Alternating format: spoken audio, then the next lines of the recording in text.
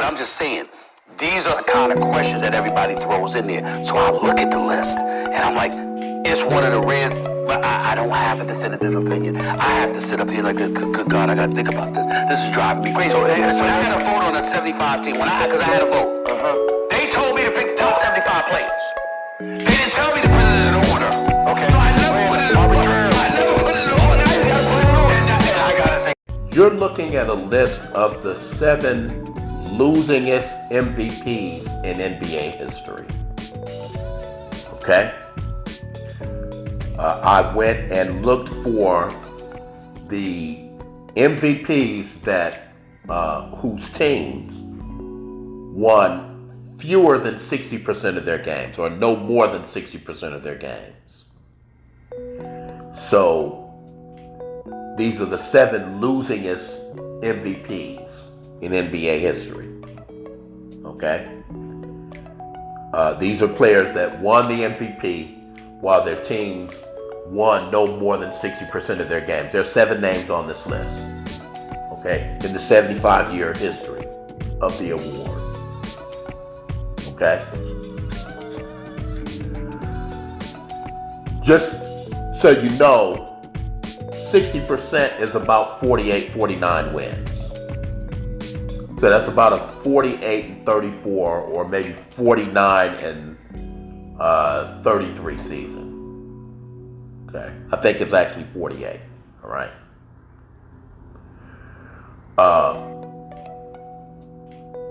Just so you know, also significantly, 5 of these names occurred before 1980. Okay? What happened in the 1981 season? Well, the media started selecting the MVP award. Okay? Since the media started selecting the MVP award, no player won the award without winning at least 60% of their games until Russell Westbrook did it in the year 2016-17. Okay, that's almost 40 years. 36, 37 years. Okay. And then Nikola Jokic did it the year before last. Okay. What did Russell Westbrook have to do to win the MVP without at least 49, 50 wins? Well, Russell Westbrook had to have a triple-double season. And this turned out to be the first of 3 straight, if you remember. That hadn't been done since Oscar Robertson did it, I believe in 1962 or 63. Okay? Nikola Jokic's season in 2021, I believe, was the highest PER season in NBA history. Okay? So, you have to have one of the very best seasons in NBA history to win the MVP without winning at least 48, 49 wins. Okay? So, if you're a great player, how do you win 48, 49 games? Well, you've got to play with another good player. Okay? We know that your championship teams have at least 2 Hall of Famers. Okay? So now you're looking at a list of, very short list, of your NBA champions that won the championship as the sole Hall of Famer on the team. So these are or in other words, these are players that won the NBA championship as the sole Hall of Famer on that team. It has happened twice. Okay? And in both seasons, you could almost say it was kind of an accident. It was kind of an accident. 1977, I believe that was before the merger. And in 1994, obviously, that was the year Michael Jordan was retired. Okay? Why do I say this? Why do I bring this up? Well, Shannon Sharp and Stephen A. Smith, or I should say Stephen A. Smith and Shannon Sharp, both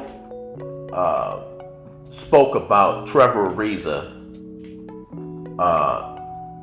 sort of picking Kobe Bryant as the greatest player of all time. And Stephen A. Smith was quite disrespectful. And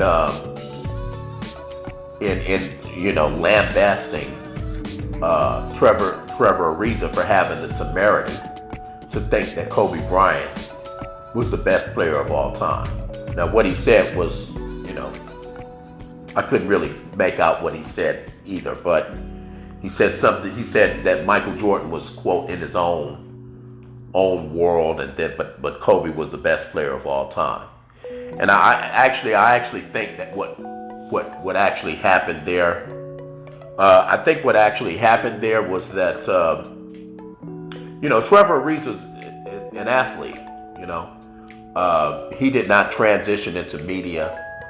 Right now, Shannon Sharp debates for a living. So when Trevor Ariza said that he thought that Kobe was the best player of all time, Shannon Sharp challenged him, really. Was shocked, and so Trevor Ariza probably did not have a lot of confidence in his ability to defend what he had just said. So to kind of ease his way out of having to defend Kobe as the GOAT, he just said, okay, well, yeah, Michael's his in his own little world, But in this conversation, both Stephen A. and Shannon Sharp listed LeBron James and Michael Jordan as the best two players in NBA history. Actually, Stephen A. said it was a three-pronged conversation.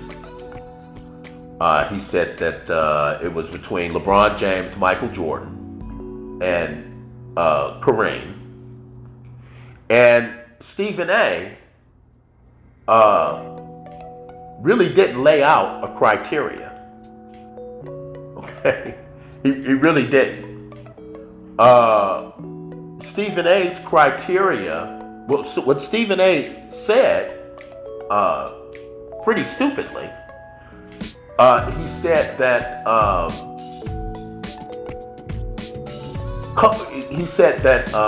Kobe did not belong in this discussion because he had won the first 3 chips with Shaq. Okay. And then he said that that Michael Jordan came into the league as a killer, unlike LeBron.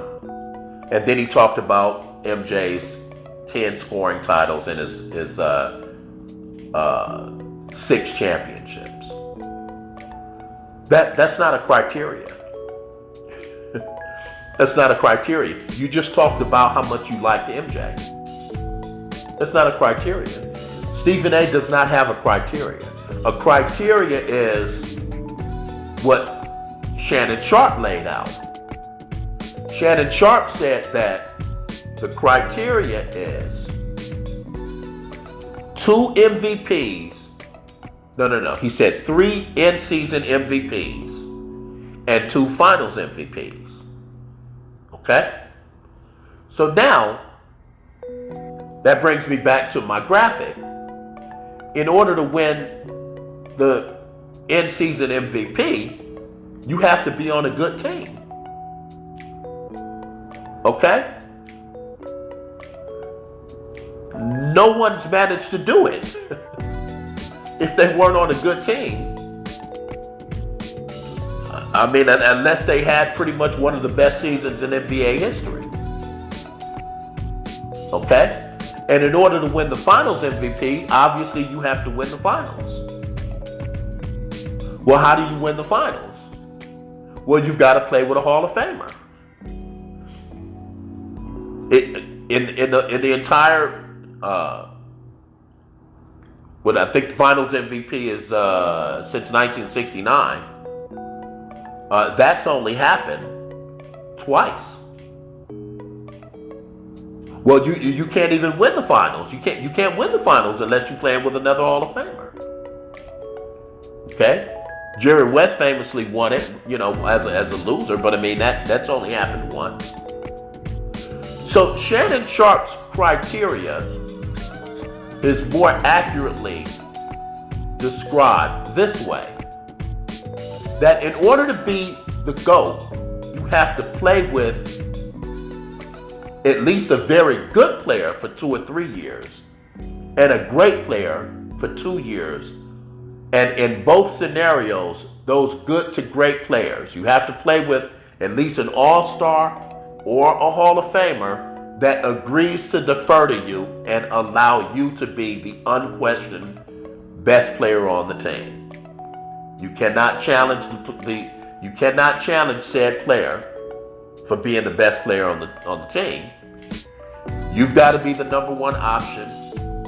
You've got to be you've got to win the finals MVP at the end of the season. You got to play with these players. So in other words, they got to help you get there, but you got to get the glory. Okay? Like I said, you can't you can't win the MVP unless you're on a good team. Okay? And you can't win the finals unless you're playing with a Hall of Famer. Well, how do you make sure that you're playing with a Hall of Famer? Well, you own an agency. you own an agency, or it helps if your best friend owns an agency. That helps. Okay? So Shannon Sharp's GOAT criteria is stupid. Okay? And it's crazy to me how these opinion makers really haven't thought about, I don't know, it seems to me like they haven't given a hell of a lot of thought to their own criteria.